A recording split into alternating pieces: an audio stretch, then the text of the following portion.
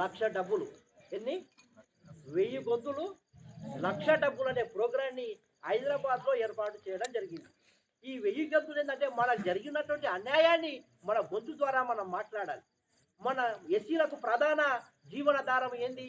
డబ్బు కొట్టుకొని బతికే వాళ్ళం. కాబట్టి లక్ష డబ్బులతోటి మనము మరి ఆ డబ్బు కొట్టి మన లక్ష డబ్బులను ప్రతి గ్రామంలో ప్రతి మండలం నుంచి మనం వీలైనంత మట్టుగా అక్కడ లక్ష డబ్బులు కనిపించే విధంగా మరి 1000 డబ్బులు కనిపించే విధంగా కోట్ల గొంతులు వినిపించే విధంగా మరి ఫిబ్రవరి 7 తారీఖు నాడు మరి హైదరాబాద్లో మహాసభ ఏర్పాటు చేయడం జరిగింది. కాబట్టి రాష్ట్రంలో ఉన్నటువంటి ప్రతి గ్రామం నుండి మరి ప్రతి మండలం నుండి ప్రతి జిల్లా నుండి ప్రతి ఒక్క యవ్వనస్తుల నుంచి వృద్ధాప్యం ఉన్నటువంటి మాదిగలందరూ కలిసి కూడా ఒకే తాటిపైకి వచ్చి అక్కడ ఉన్నటువంటి మహాసభలకు వెళ్ళి మరి ఆ యొక్క ప్రోగ్రాన్ని విజయవంతం చేయుటకు గురించి మిమ్మల్ని ఆహ్వానించుటకే ఈరోజు ఈ గ్రామాన్ని మేము సందర్శించడం జరిగింది.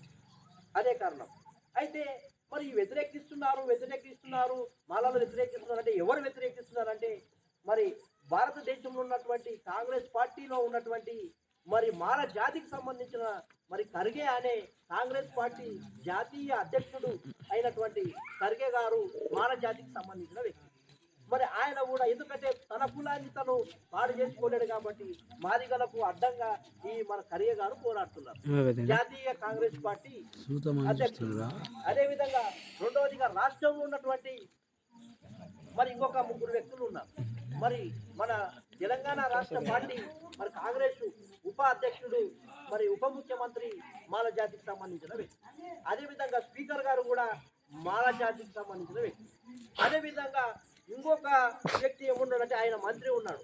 ఇంకొక వ్యక్తి ఉన్నాడు ఏమైతే ఆయన ఎంపీ ఉన్నాడు. ఇట్లా మాల జాతిలో ఉన్నటువంటి సర్వోన్నతమైనటువంటి పదవులు ఎమ్మెల్యేలు ఎంపీలు ఉన్న వాళ్ళు మన యొక్క వర్గీకరణను అడ్డగిస్తున్నారు. ఎందుకంటే మన కులంలో ఉన్నటువంటి వాళ్ళు ఆ యొక్క స్థానాన్ని అధిగమించండి. మన కులంలో ఉన్న వాళ్ళు కనీసం ఒక ఎమ్మెల్యే కాలేదు, ఒక ఎంపీ కాలేదు, ఒక మంత్రి కాలేదు.